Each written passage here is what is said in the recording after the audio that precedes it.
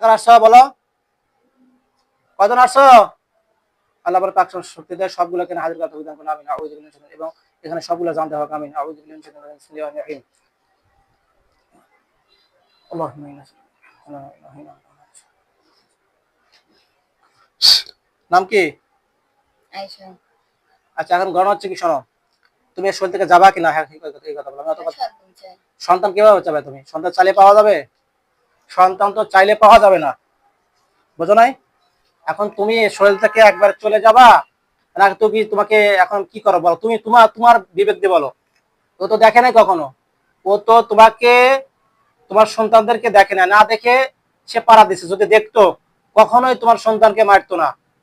এটা তো ও ইচ্ছাগত ভাবে মারে নাই, বুঝতে পারছো? ও তার ইচ্ছাগত ভাবে মারে নাই। এখন কি করবে সেটা বলো। মৃত্যু নাই সন্তান। হ্যাঁ, মৃত্যু নাই সন্তান। মৃত্যু নাই সন্তান, যখন এটা চাচ্ছ তুমি ওকে মারতে পারো, আল্লাহ পাক যদি ওকে না মারে। আল্লাহ পাক যদি ওকে না মারে, আল্লাহ পাক যদি সাহায্য করে, তুমি ওকে মারতে পারবা? এটা কখনো সম্ভব? তুমি কেন, পৃথিবীর কেউ পারবে না। কাউকে কোনো কিছু করার ক্ষমতা নাই আল্লাহ পাক যদি কাউকে না মারে, বুঝতে পারছো? এখন সত্য কথা বলো, আর কি করো তুমি, কি চাচ্ছ তাই বলো। ওটা হবে না, বলো, কথা বলো। আল্লাহ ওর সমস্ত জান, পরিপূর্ণ রুহু এখানে দেওয়া হোক, হাতের মধ্যে দেওয়া হোক, আমিন। আউযু বিল্লাহি মিনাশ শাইতানির রাজিম। বিসমিল্লাহির রহমানির রহিম।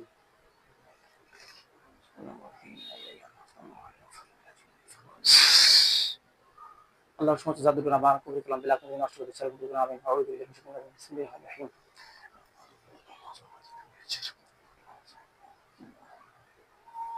এখন বলো, এখন তোমাকে কি করে বলো। আল্লাহ ওর মৃত্যুর যন্ত্রণা ভোগ করে, আমার সাথে বেয়াদবি করতেছে, মৃত্যুর যন্ত্রণা ভোগ করবে, মৃত্যুবরণ করবে না, কিন্তু মৃত্যু যন্ত্রণা ভোগ করে, আল্লাহ করুন, আমিন। আউযু বিল্লাহি মিনাশ শাইতানির রাজিম। বিসমিল্লাহির রহমানির রহিম।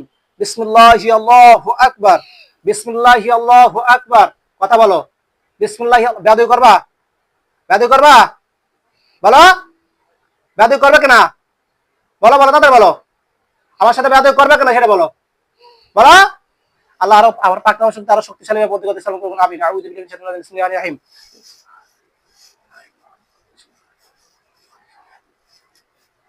আমার তো কিছু হচ্ছে না, বেশ কষ্ট হচ্ছে সাথী। বিসমিল্লাহি আল্লাহু আকবার।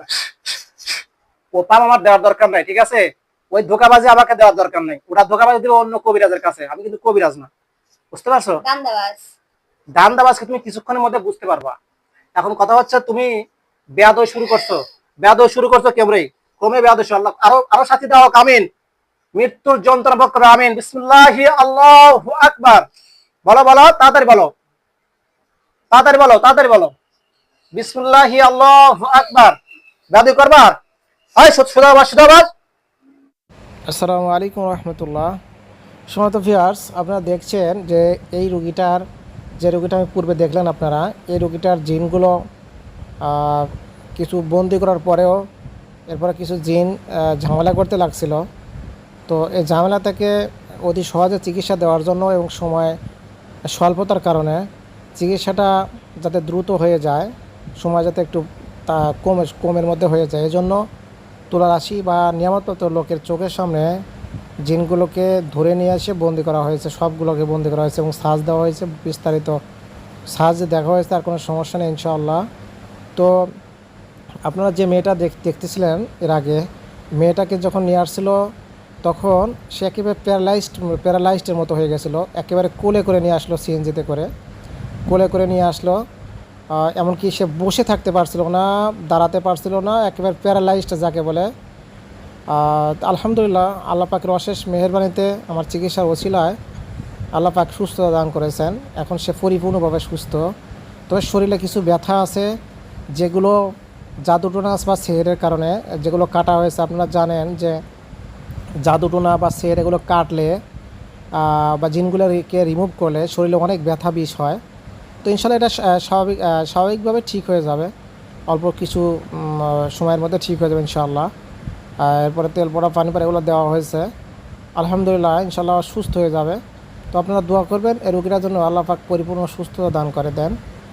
আর আমার জন্য খাস করে দোয়া করবেন, আমি যেন বেশি বেশি মানুষের খেদমতে কাজে আসতে পারি, আপনাদের খেদমতে যেন আসতে পারি। তবে একটা কথা মনে রাখবেন, আপনারা যাই যেখান থেকে আমার কাছে চিকিৎসা নিতে আসেন না কেন, আমি কিন্তু কোনো তান্ত্রিক নয়, আমি কোনো তান্ত্রিক না, আমি আল্লাহ পাকের পাকরামদের চিকিৎসা দিই। আমার চিকিৎসার কোনো গ্যারান্টি নাই।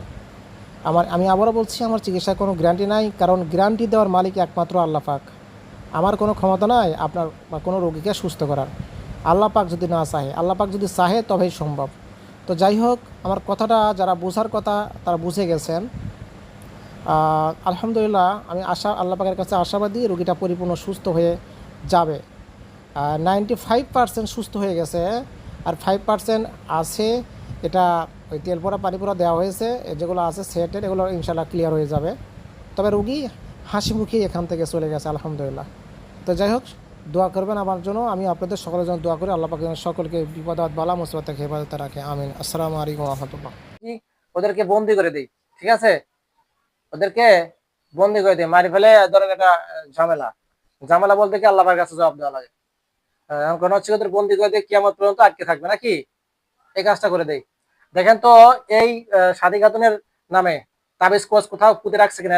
বাপের বাড়ি অথবা শ্বশুর বাড়ি কোথাও তাবিজ কোচ আছে নাকি? শ্মশানকারী, কবরস্থানে, নদীর ধারে, পুকুর ধারে কোথাও তাবিজ কোচ বা কোনো জাদুর বস্তু পুঁতে রাখছে কিনা দেখেন তো।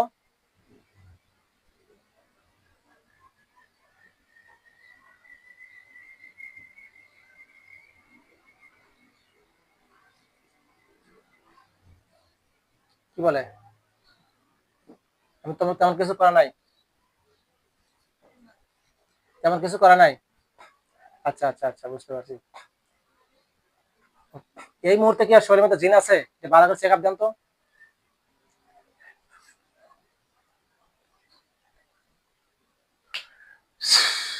স্পষ্ট দেখেন, দেখা যাচ্ছে ইনশাআল্লাহ, দেখা যায়।